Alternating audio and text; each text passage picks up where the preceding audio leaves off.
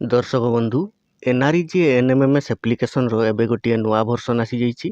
पूर्वरु आपण use करुतले 2.23 version T एबे पुणी आसी जाइछि 2.24 वर्जन टी।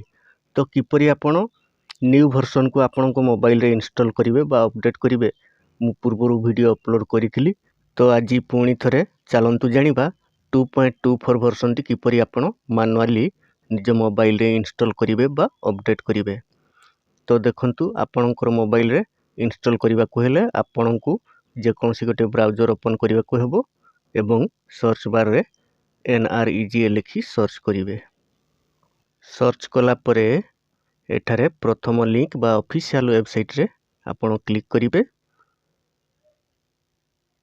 एथिरे क्लिक कला परे देखंतु ऊपरे गोटे ऑप्शन अछि डाउनलोड मोबाइल ऐप। एही ऑप्शन रे आपण क्लिक करिवे।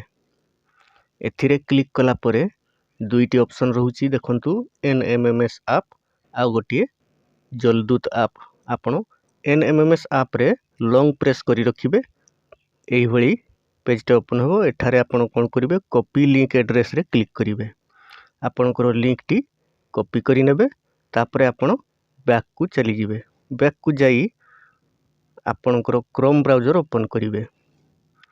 क्रोम ब्राउजर ओपन करी सर्च बार रे आपण कॉपी करिथिबा लिंक टी को पेस्ट करि देबे। तापरे आपण सर्च करिवे। सर्च कला परे NMMS ऐप रो न्यू वर्जन टी एठारे लिंक टी पेस्ट होई गला। डाउनलोड रे क्लिक करिवे एवं डाउनलोडिंग आपणकर मोबाइल रे करिवे। तो डाउनलोड कंप्लीट होला परे एठारे गोटे इंस्टॉल रो ऑप्शन आसीबो।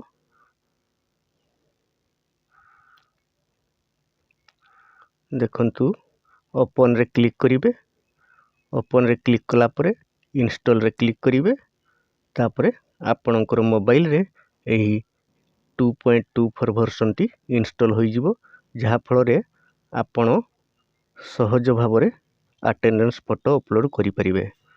तापरे देखंतु बैक को जाई आपण NMMS एप्लिकेशन को ओपन करिवे एवं लेफ्ट साइड कॉर्नर 3 लाइन रे क्लिक करी चेक ऐप वर्जन रे क्लिक कले देखंतु ऐप वर्जन 2.24 एही भली भाबरे आपण अपडेट करिवे एवं आपणकर अटेंडेंस फोटो सहजरे अपलोड करि परिवे।